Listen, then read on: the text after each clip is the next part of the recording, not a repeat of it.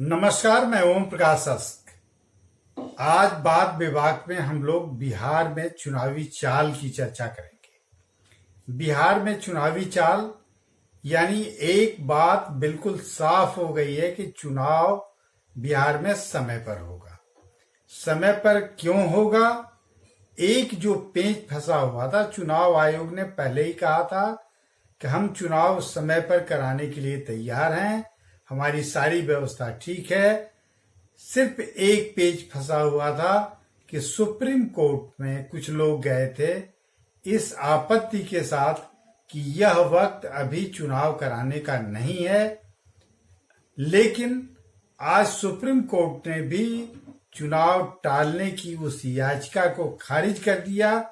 इससे एक बात साफ हो गई कि बिहार में चुनाव होगा और समय पर होगा, जिसकी मांग जेडीयू और बीजेपी पहले से कर रहे थे। बाकी दल इसके विरोध में थे, वो भी अब मन मसोस कर चुनाव की तैयारी में जुट चुके हैं। यह भी एक सच है। भले ही एक तरफ चुनाव टालने की याचिका डाली गई हो सुप्रीम कोर्ट में, लेकिन दूसरी तरफ विपक्षी खेमे के लोग भी चुनाव की तैयारी में पूरी तरह जुट गए हैं। अब हम एक एक करके इस चुनावी चाल, यानी बिहार में दो पक्ष है, एक एनडीए का और एक महागठबंधन का। इन दोनों की चाल कैसी है, इसी पर आज हम लोग चर्चा करेंगे। और यह जानने के पहले सबसे पहले हम लोग महागठबंधन की बात करेंगे, क्योंकि महागठबंधन में कई दल शामिल हैं। आरजेडी शामिल है जो अगुआ है उसका, यानी RJD led by grand alliance. अगर सीधे कहें तो राजद के नेतृत्व में, आरजेडी के नेतृत्व में महागठबंधन का अस्तित्व है, जिसमें कांग्रेस शामिल है दूसरी सबसे बड़ी पार्टी के रूप में। तीसरा कि नई जो चीज सामने आ रही है कि अब वामपंथी दल भी इस महागठबंधन में शामिल हो रहे हैं। इसके अलावा यह खुला ऑफर है आरजेडी का या महागठबंधन का कि समान विचारधारा वाले दल भी शामिल हो जाएं। यानी अभी तक जो स्वरूप था कि आरजेडी, कांग्रेस, उपेंद्र कुशवाहा की आरएलएसपी, मुकेश सहनी की वीआईपी और हाल तक मांझी यानी जीतनराम मांझी जो हम के नेता थे, जो पूर्व मुख्यमंत्री भी हैं, वह भी साथ थे। लेकिन अब उन्होंने महागठबंधन से किनारा कर लिया है और किधर जाएंगे यह बहुत स्पष्ट उन्होंने अपनी ओर से नहीं कहा। लेकिन कल नीतीश से उनकी मुलाकात हुई है लंबे समय बाद, यानी महागठबंधन से अलग होने के बाद वो नीतीश से मिले हैं। यानी यह मैसेज बिल्कुल साफ है कि वो नीतीश कुमार के साथ जेडीयू में शामिल हो रहे हैं। अब हम चाल की बात करेंगे, जो चुनावी चाल बार बार मैं रिपीट कर रहा हूं कि एनडीए और यूपीए यानी महागठबंधन, ग्रैंड अलायंस, एनडीए यानी बीजेपी, जेडीयू और एलजेपी, इस तरह का स्ट्रक्चर, राजनीतिक स्ट्रक्चर बिहार में है। और एक तीसरे की बात चल रही है, जिसको तीसरा मोर्चा भी कहते हैं, जो यशवंत सिन्हा, जो पूर्व वित्त मंत्री रह चुके हैं, यशवंत सिन्हा के नेतृत्व में तीसरे मोर्चे की बात चल रही है। लेकिन तीसरा मोर्चा कितना प्रभावी होगा वो देखने की बात होगी। पप्पू यादव भी हैं जो कहते हैं कि 150 सीटों पर हम बिहार में लड़ेंगे और खासकर पटना जिले में वो सारी सीटों पर उम्मीदवार उतारेंगे। लेकिन सबसे महत्वपूर्ण बात यह है कि जो महागठबंधन के साथ लंबे समय से वामपंथी दल किनारा करके चल रहे थे, खास करके अभी हाल में 2019 के लोकसभा चुनाव में, और वह भी कन्हैया कुमार के मुद्दे पर, अब कन्हैया कुमार भी कन्हैया कुमार भी तेजस्वी यादव के साथ खड़े होने को तैयार हो गए। यह ताजा सूचना यही है कि महागठबंधन की अगर ताकत कहीं बड़ी दिखती है तो वामपंथी दलों का साथ आना इस विधानसभा चुनाव में जो इस बार होने जा रहा है उसमें वामपंथी दलों का साथ आना तेजस्वी यादव की ताकत को बढ़ाता है।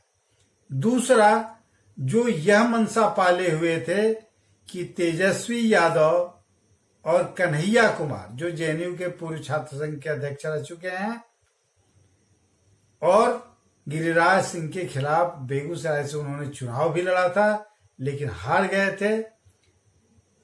हार की एक बड़ी वजह यह मानी गई कि आरजेडी ने भी अपना उम्मीदवार उतार दिया था। अब स्थिति बिल्कुल पलट हो गई है।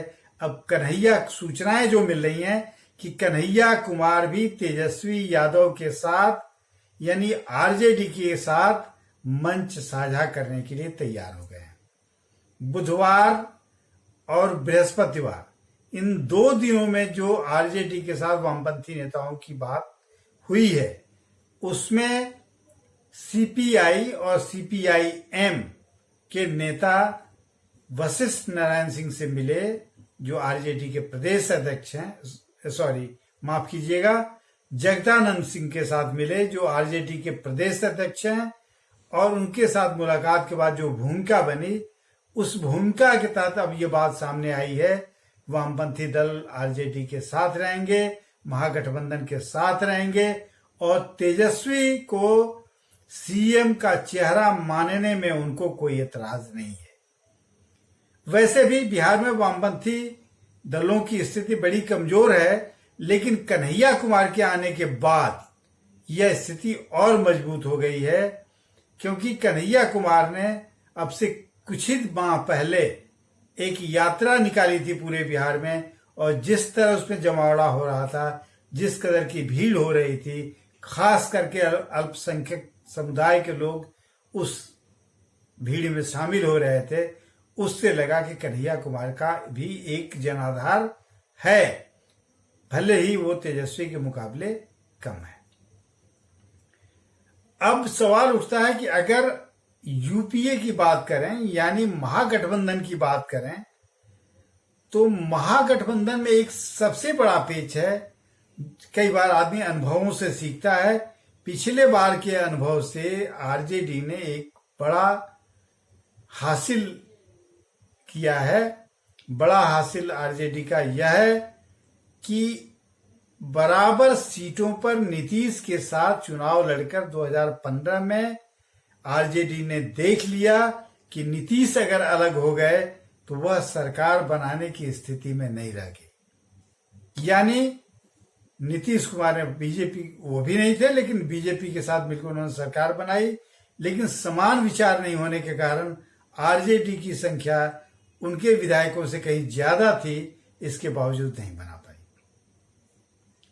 इसलिए आरजेडी की कोशिश इस बार यह है कि उतनी सीटों पर वह खुद उम्मीदवार उतारे जो अगर सबके सब जीत गए तो उसको दूसरे की तरफ ताकने की जरूरत ही नहीं पड़ेगी। अगर कोई साथ रहा या साथ छोड़ के गया तो वो खुद सरकार बना सकती है। यानी फॉर्मूला ऐसे बनेगा कि 243 सीटें अगर बिहार में हैं तो 160 सीट चाहती है लालू की पार्टी यानी आरजेडी, राष्ट्रीय जनता दल 160 सीटें चाहता है। बाकी जो सीटें बचती हैं 243 में 160 को घटा दीजिए तो 103 सीटें बचती हैं। 103 सीटों में गिनती में गड़बड़ी हुई। 243 सीटें अगर हैं, 160 ये ले लेते हैं तो बाकी सीटों में जो दूसरी बड़ी पार्टी है कांग्रेस, उसको जीती हुई सीटों के बराबर या उन क्षेत्रों में आरजेडी बिल्कुल इस बात के लिए राजी है कि हम ना अपना उम्मीदवार उतारेंगे, न उससे कम आपको सीटें देंगे, उससे कुछ ज्यादा सीटें मिलेंगी। यानी कांग्रेस को 50 सीटें तक मिल सकती हैं, यानी 210। बाकी जो सीटें बचती हैं वो सीटें वामपंथी दलों में, आरएलएसपी में और वीआईपी के बीच बांटी जा सकती हैं। अल्टीमेट इसी फॉर्मूले के तहत आरजेडी के लोग यानी महागठबंधन के लोग अभी तक चल रहे हैं और इन शर्तों को न मानने के कारण मांझी, जीतनराम मांझी ने महागठबंधन से अपना पल्ला झाड़ लिया। अब दूसरी तरफ चलते हैं, एनडीए खेमे में कैसी चाल चल रही है, उसकी चाल कैसी है। एनडीए खेमे के अंदर नीतीश कुमार भी ठीक इसी तर्ज पर चाहते हैं कि हम सर्वाधिक सीटें लेकर या बंटवारे में सर्वाधिक सीटें लेकर सर्वाधिक एमएलए लेके आए और सरकार बनाने में जरूरत पड़ी तो दूसरे दलों को शामिल कर लें, हम किसी के आगे नतमस्तक न हो। इसलिए वह 125-26 की बात कर रहे हैं, सीटों की बात कर रहे हैं कि जेडीयू को इस चुनाव में 125 से 26 सीटें मिलनी चाहिए, लेकिन 115-16 पर भी वो मान सकते हैं। लेकिन बीजेपी को उससे कम सीटें देने की बात कर रहे हैं, वो रामविलास पासवान की सीटें काटने की बात कर रहे हैं और इन कटे हुए सीटों को वो अपने साथ जोड़ना चाहते हैं। बीजेपी का ये सोचना है कि इस बार सारी चीजें मेरे अनुकूल हैं, अब हमको नीतीश की जरूरत तो है लेकिन नीतीश के भरोसे हमको चुनाव जीतने की अब जरूरत नहीं है, उतनी नहीं है। इसलिए वो उस फॉर्मूले के तहत जाना चाहती है जो लोकसभा चुनाव के दौरान तय हुआ था, यानी 17 सीटें उन लोगों ने ली थी। उसी तरह इस बार भी 100 या 101 या 102 ये लोग सीटें लें और बाकी सीटें लोजपा को जाए, एलजेपी को जाए, यानी चिराग पासवान और रामविलास पासवान की पार्टी के पास जाए। बीजेपी का सोचना ये हो सकता है, ये अनुमान है। बीजेपी यह सोच रही है कि नीतीश और अगर बीजेपी बराबर सीटों पर लड़ते हैं और सर्वाधिक सीटें अगर एलजेपी के पास जाती हैं, पिछली बार से ज्यादा जाती हैं, यानी जैसे फॉर्मूला बने कि 243 में 100 सीट पर नीतीश लड़े, 100 सीट पर बीजेपी और 43 सीटें जो मांग भी रहे हैं एलजेपी को चली जाएं, तो इसमें बीजेपी की ओर से कोई आपत्ति नहीं होगी, ये नीतीश की ओर से आपत्ति हो सकती है। बीजेपी को खुशी इस बात की है कि बार बार एलजेपी के नेता चिराग पासवान एक बात को कह रहे हैं कि वह बिहार के चुनाव में नीतीश कुमार के नाम पर वोट नहीं मांगेंगे, बल्कि अभी तक की जो स्थिति रही है वह उनकी खामियां गिनाते रहे हैं, लेकिन वो नरेंद्र मोदी की सरकार यानी केंद्र सरकार या नरेंद्र मोदी की उपलब्धियों को गिनाते रहे हैं और आज भी यही कह रहे हैं कि वह जब भी चुनाव मैदान में जाएंगे नरेंद्र मोदी की उपलब्धियों को लेकर ही वो जनता से वोट मांगेंगे। यानी अगर आम आदमी की समझ से लेमैन भाषा में समझे तो अगर बीजेपी और जेडीयू 100 सीटें लेते हैं, बराबर का बंटवारा होता है, 43 उनको मिलता है, तो 143 सीटें बीजेपी के कैंप की होंगी, जिसमें जीत हार अगर अनुकूल हुआ तो सरकार बनाने के लिए किसी की जरूरत बीजेपी को नहीं होगी। इसलिए नहीं होगी कि 122-23 सीटों पर ही सरकार बन जानी है। ये बिहार में चुनावी चाल की स्थिति है, इस तरह से वहां चुनाव की चाल चली जा रही है। आने वाले कुछ ही दिनों में यानी हफ्ते 15 दिन के अंदर सारी चीजें स्पष्ट हो जाएंगी। बीजेपी को एक चिंता या भीतर ही भीतर कहीं इस बात की नफरत है या चिंता भी है कि नीतीश कुमार आरजेडी को तोड़ के जिन लोगों को ला रहे हैं वो उनके दल में शामिल हो रहे हैं, वो बीजेपी में नहीं जा रहे हैं। और लगातार ये नीतीश कुमार की कोशिश है कि आरजेडी या दूसरे दलों से लोगों को तोड़ के अपने दल में शामिल करें, जो विपक्षी खेमे के लोग हैं। यानी बीजेपी इतनी नासमझ नहीं है, वो इस बात को अच्छी तरह समझती है कि नीतीश कुमार अपनी ताकत बढ़ाना चाहते हैं और बीजेपी अपने को कमतर नहीं समझ रही है, किसी भी हाल में उनसे कम नहीं होना चाहती है। क्योंकि हाल के दिनों में खास करके कोविड के दौरान, कोविड के बाद जो नीतीश कुमार का डैमेज हुआ है, उनकी क्रेडिबिलिटी में जो डैमेज हुआ है, वो लाख कंट्रोल कर लें, वो अब उस रूप में पब्लिक के लिए आइकॉन नहीं है जिस तरह के आइकॉन वो 2005 या 2010 में थे, या लालू की वजह से वो 2015 में बनने की कोशिश कर रहे थे। हालांकि लालू की पार्टी से उनकी सीटें कम ही रही। तो ये हालात हैं। अब भाग दौड़ तोड़ फोड़ का एक और दौर शुरू होगा, जिस पर हम लोग बाद में फिर कभी चर्चा करेंगे। वो दौर भी बहुत दूर नहीं है। जब ही सीटों के बंटवारे का फॉर्मूला क्लियर होता है, लोगों के भागने दौड़ने, इधर का उधर उधर का इधर, ये होने का सिलसिला तेज हो जाएगा। इसको लंबे समय तक नहीं रोका जा सकता है।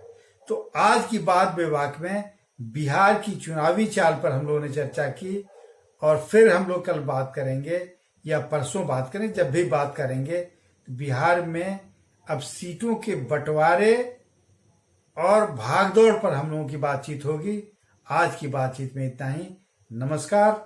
लेकिन एक आग्रह के साथ, हमारे YouTube चैनल को अगर आप पसंद करते हैं तो आप YouTube पर जाइए, अंग्रेजी में सार्थक समय लिखिए।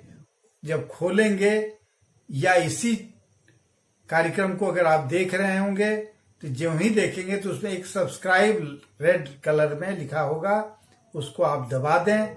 वो मेरे लिए बड़ी ताकत होगी। इसके अलावा आपसे और कोई मेरा आग्रह नहीं है। आज की बात बेबाक में इतना ही। नमस्कार।